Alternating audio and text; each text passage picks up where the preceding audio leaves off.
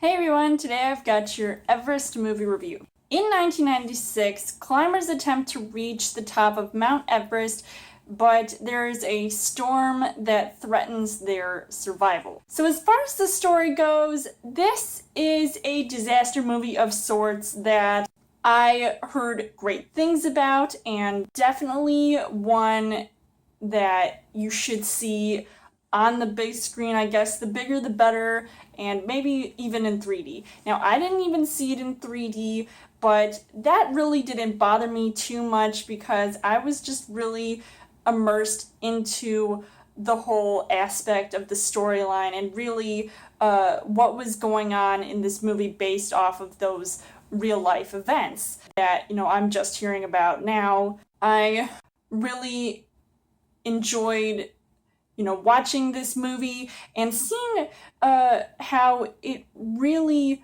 made it look like this huge epic without being so over the top. Like, I know some movies that some people mentioned, like Gravity, which I personally didn't like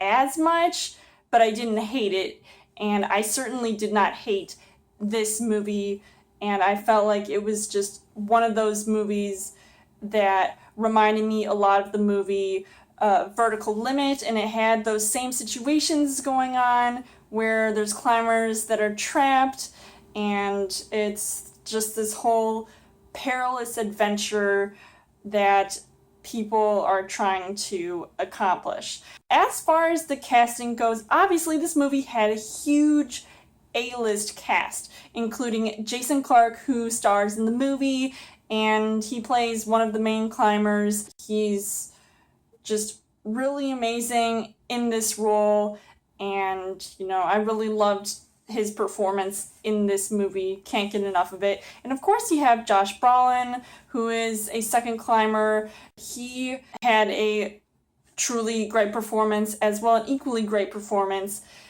as Jason Clarke. He had some pretty intense scenes as well.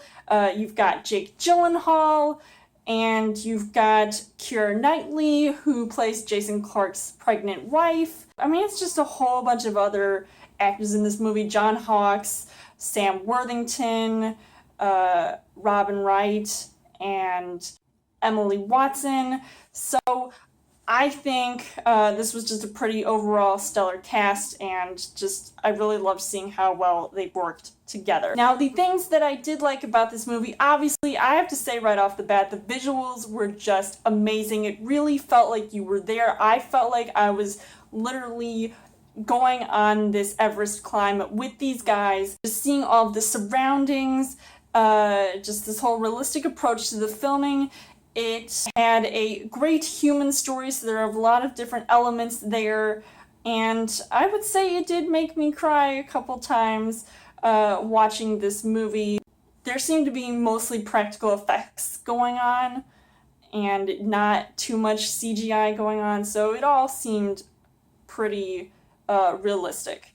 Unfortunately, the things that I did not like about this movie, the length of the movie, even though it's almost 2 hours long, it kind of was an issue with, the sequence of events that were happening. I just felt like it was kind of dragging on a bit. I mean, first half of the movie was spent all these people climbing up the mountain, and then the second half was them just climbing down.